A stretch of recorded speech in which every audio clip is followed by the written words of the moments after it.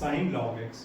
One thing always keep in your mind कि whenever we have a inverse function sin inverse x like this, any inverse function sin inverse x dx or log x dx, तो it is very difficult to find the integral of it, और हम इसका direct integral नहीं निकाल सकते क्योंकि ये sin inverse x है, इसका डायरेक्ट कोई हमारे पास फॉर्मूला नहीं है, log x का नहीं है.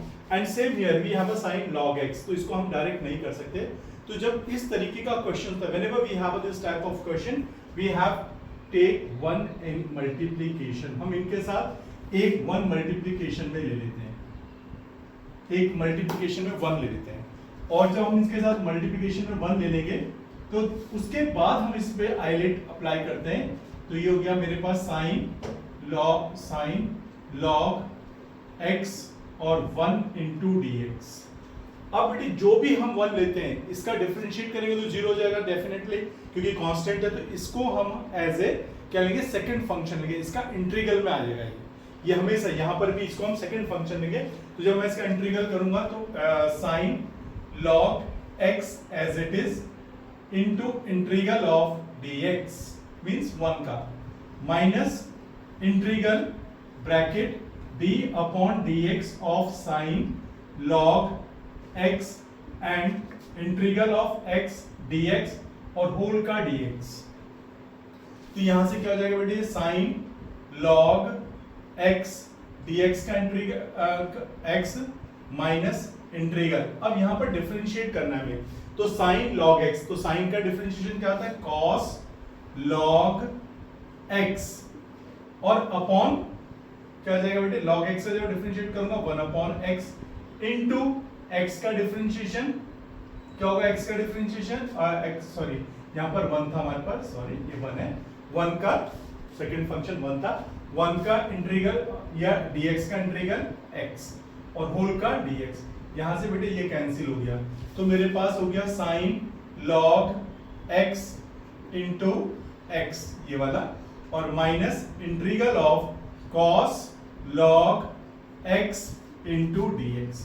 अब देखो बेटे ये यहां पर फिर लॉग कॉस में आ गया लॉग x, इसमें हम एक बार और आइलेट अप्लाई करेंगे, sign log x into x minus जब मैं यहां पर करूंगा तो वापस ये इसको मैं फर्स्ट फंक्शन लूंगा, इसके साथ 1 मल्टीप्लाई का मान के चलेंगे हम, तो ये हो जाएगा मेरे पास cos log x as it is integral of dx minus, लेकिन यहां पर ऑलरेडी क्या है, माइनस है, तो इस माइनस माइनस से ये क्या हो जाएगा, प्लस हो जाएगा, और यहां पर फिर हमारे पास एक integral bracket d upon dx of cos log x and cos log x, और बेटे यहां से फिर हम dx का लेंगे, तो इंटीग्रल ऑफ dx और पूरे का dx.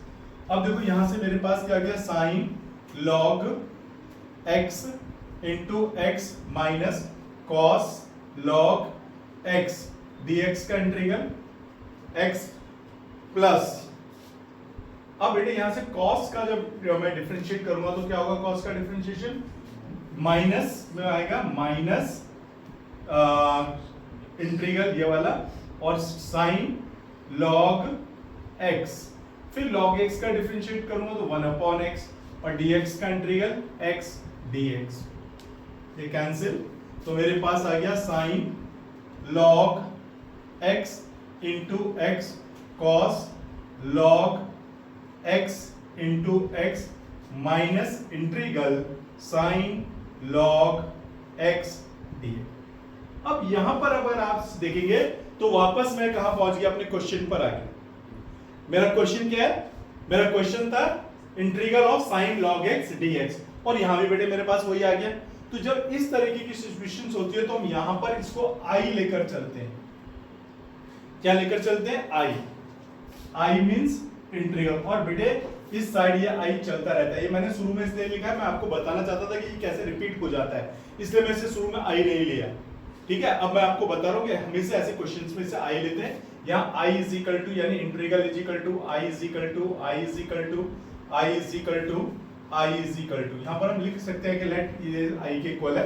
अब देखो बेटे यहाँ पर ये i फ्रॉम फर्स्ट, ये आई आ गया यहाँ पर, यानी इसकी जगह मैं आई लिख सकता हूँ, I is equal to, and from this to, यहाँ पर भी x है, दोनों में से मैं x कॉमन ले सकता हूँ, तो मेरे पास x कॉमन आ गया, तो मेरे पास यहाँ बचेगा साइन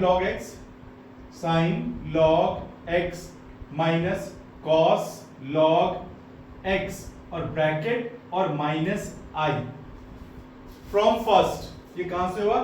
फ्रॉम फर्स्ट। अब बेटे इस i को मैं इधर शिफ्ट कर दूंगा तो इधर कितना हो जाएगा? ये 2i is equal to x into sine log x minus cos log x और प्लस इसके साथ यहाँ पर c भी आएगा, constant of integration, because it is indefinite integral, तो यहाँ पर constant of integration plus c भी चलेगा।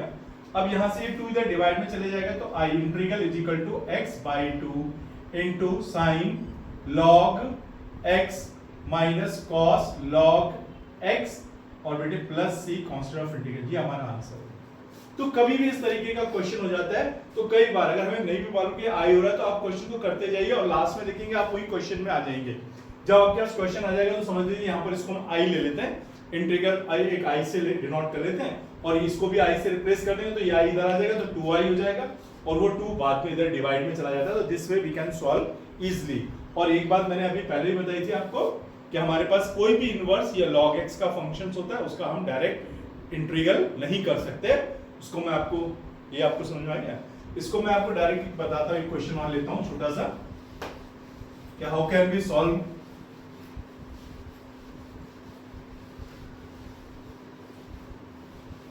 सपोज कीजिए मेरे पास है integral of tan inverse x dx।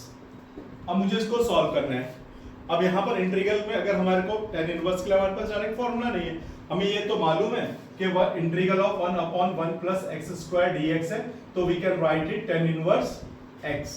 But tan inverse x का इंटीग्रल हम क्या करें वो नहीं हमें मालूम होता है। तो जब ऐसा होता है, ये log x है, सिंपल log है कि इंटीग्रल ऑफ log x, तो उसके लिए सबसे बेस्ट वे होता है सॉल्यूशन कि हम क्या करते हैं, इसको tan inverse x into 1 dx, इसके साथ बेटे 1 एक मल्टीप्लाई में ले लेते हैं और इस 1 को हम हमेशा सेकंड फंक्शन लेंगे, तो इसका हो जाएगा tan inverse x integral of dx minus integral d upon dx of tan inverse x और इनटू इंटीग्रल ऑफ dx और फिर यहाँ पर भी क्या जाएगा बेटे dx और ये हो जाएगा tan inverse x into x minus integral d upon dx of tan inverse x, we know 1 upon 1 plus x square into x और dx।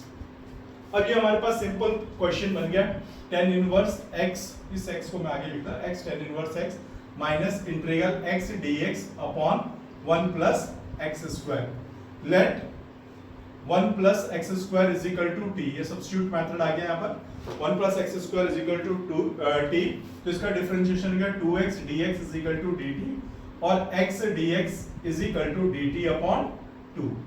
ये आगे बेटे dt अपॉन 2। अब इसको हम क्या कर सकते हैं, सिंपल हो गया क्वेश्चन हमारा। हमारे पास क्या था यहाँ पर x tan इनवर्स x और यहाँ क्या था बेटा हमारे पास, इसको हमने ले लिया, देखो 1 माइनस और यहाँ dt था तो dt बाई 2 है तो 2 को मैंने बाहर कॉमन ले लिया, 1 upon 2 integral of x dx से बराबर था x dx dt, तो ये हो गया dt बाई 2, 2 तो मैंने बाहर ले लिया अपॉन t। ये पूरा का पूरा 1 प्लस x स्क्वायर को हमने t लिया हुआ है। अब इसका इंटीग्रल क्या होता है, 1 अपॉन t का इंटीग्रल क्या होता है, log, तो ये log में आ जाएगा, तो x tan inverse x minus 1 by 2 log t plus c। Now putting value of t, putting value of t, जब हम t का वैल्यू पुट कर देंगे बेटे यहाँ से, तो x tan inverse x minus 1 by 2 log 1 plus x square plus c, ये हमारा आंसर हो गया। तो इसमें हमारे पास i नहीं आया था, कई क्वेश्चन में ऐसा आ गया था कि i से हम इंटीग्रल को रिप्रेजेंट करते हैं, जहां पॉसिबिलिटी ये रहती है कि वो इंटीग्रल वापस करता है, रिपीट होता है। तो this way you can solve easily. तो मैंने आपको बताया कि अगर हमारे पास सिंगल tan कोई भी इनवर्स फंक्शन है उसका इंटीग्रल करना है या log का इंटीग्रल करना है तो उसके साथ 1 मल्टीप्लाई में लेते हैं। अगर उसके साथ कोई दूसरा फंक्शन नहीं है, ये तभी अप्लाई होगा हर एक के साथ देखो, जैसे यहाँ पर एक सिंगल tan इनवर्स था, ऐसे अगर मेरे पास अगर सिंगल log x होगा तभी लेंगे बेटे इसको, अगर इसके साथ साइन वगैरह कुछ और होगा तब तुम सीधा आइलेट के हिसाब से उसे अरेंज करेंगे। Okay, thank you.